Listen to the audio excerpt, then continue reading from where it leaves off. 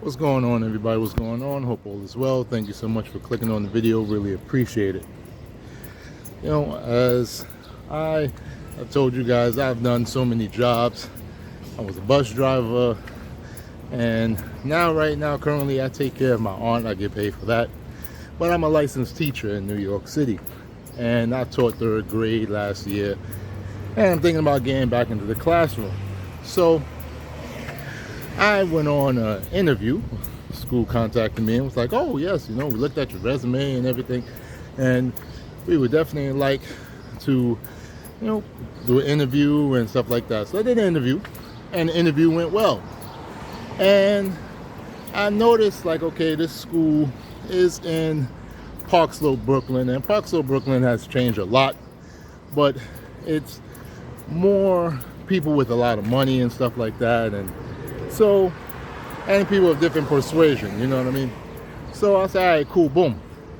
So everything went well with the interview, and they asked me to do a demo lesson. So I was like, all right, cool, no problem.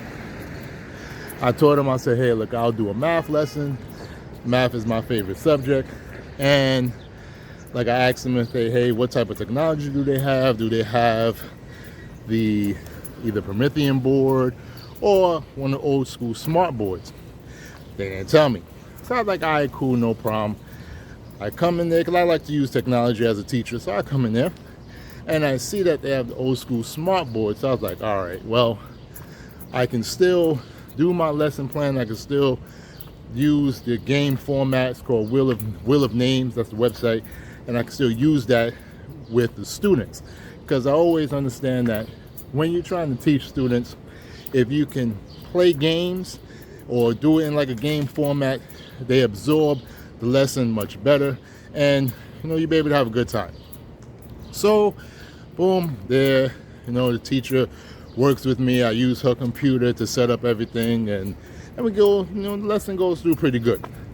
Kids was interacting and everything. I first time met the kids, so they see me and they're like, oh my God, look at this big black guy. I mean, I'm then double the size of the teacher and everything. I'm 6'3", 250 pounds and everything, but that doesn't mean anything.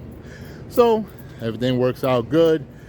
Students absorb the lesson, they engaged in the lesson, asked questions and everything, so it was good.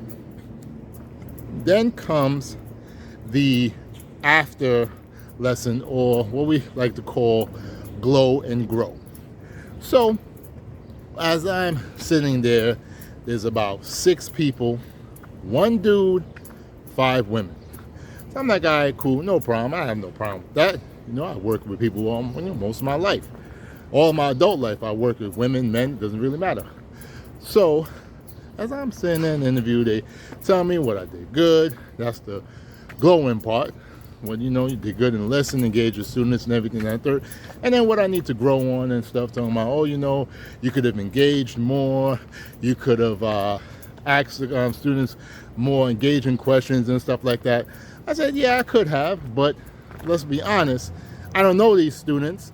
I'm just coming in, and you're asking me to do that, which is not easy to do, especially when you don't know their names and stuff like that, and you're trying to do everything in a short 15 to 20 minute lesson, when the average lesson in New York City is 50 minutes. So you have to be mindful. I'm trying to condense everything inside that. But that wasn't the problem. The problem came right when they asked me about my resume. So they said, well, Mr. Taylor, it seems on your resume that you are a certified teacher in childhood education. Once they asked that question, I said, I knew where this was going. I said, yes, I am.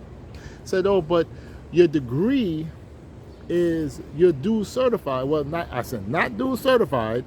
I said, I have a dual degree in childhood education and special education, meaning that I took the coursework to be able to be qualified to take the test.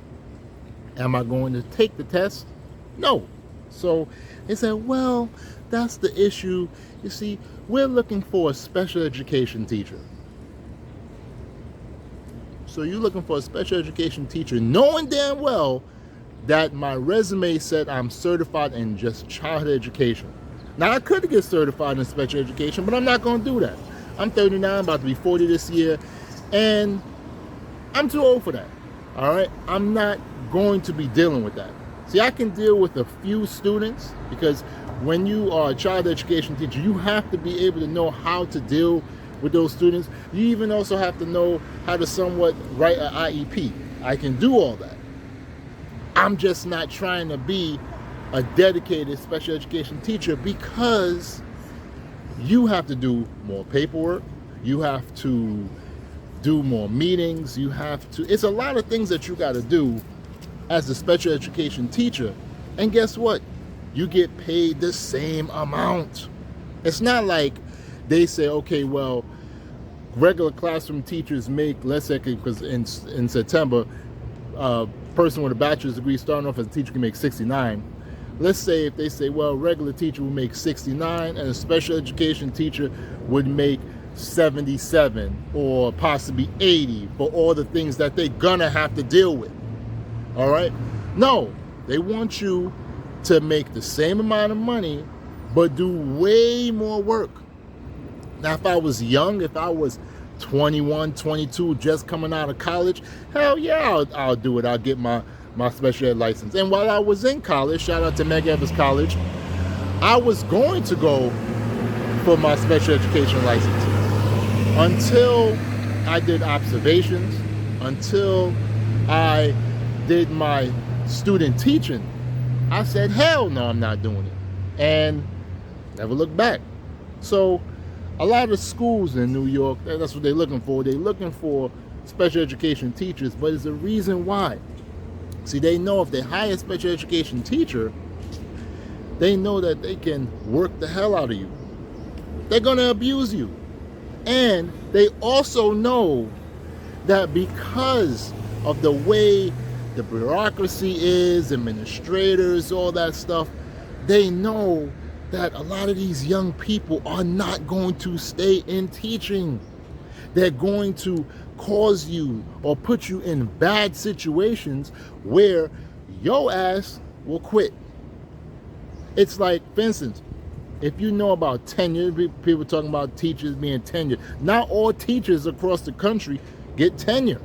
In New York City, for instance, you can get tenure after 5 years, but there are many different ways that administrators can bullshit you.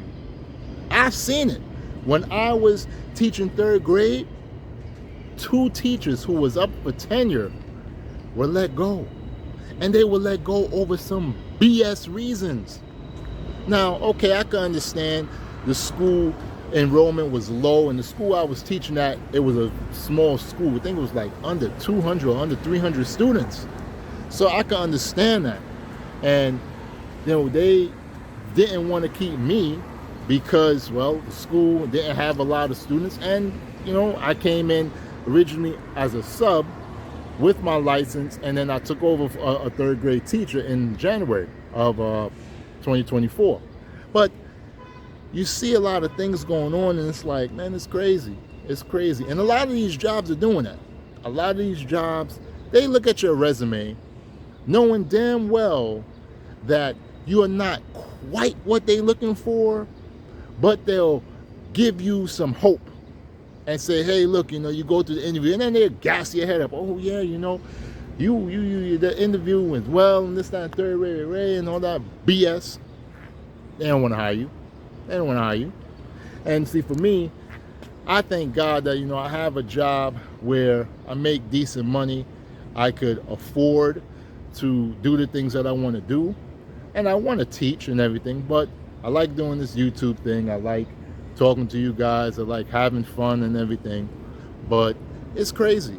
It's crazy. So, you know, wish me luck, guys. I hope that I can get into a decent school, especially a school in Brooklyn that's not too far, because I don't drive anymore. So, you know, I have to take public transportation right now. I'm here waiting for the bus and stuff like that. The bus stop is right there. Got a few people there. I'm waiting for the bus. But wish me luck. Hopefully I can get into a decent school and I can showcase what I know as a teacher, and I can be able to give kiddos a good education and stuff like that. Because as a black man that's a certified teacher who wants to teach, we're needed. But I'm realizing that if you have certain views, if you are a type of person that's not an ass kisser, they're going to try to figure out ways to get rid of you. And for me, like I said, I'm about to be 40. I ain't kissing no ass, all right? I don't need to, all right? I want to teach. I don't need to teach. So, brothers and sisters, you got to just do what you got to do out here. Don't let anybody try to control you and try to waste your time. Just do what you got to do. Thank you so much for watching. I really appreciate it. I know your time is valuable, but you spend it with me. I really, really appreciate that. If you haven't already, please like the video. Make some comments. Tell me how you feel about my video. Tell me how you feel about my situation, what I went through. Tell me if you went through some craziness like that yourself. I'd really like to hear from you. And last but not least, if you're not subscribed to this channel, I greatly appreciate it if you do subscribe. All that good stuff would help me as I continue to grow and continue to commit to doing videos every day or, every other day and stuff like that. And I would appreciate also if you have any video topics to put in the comment section. If you want me to make a video about it, I'll greatly do it. And if you send videos, you can do all that. I'll greatly make a video on that. Really appreciate each and every one of you. Be safe out there. Have a wonderful, wonderful day. Peace.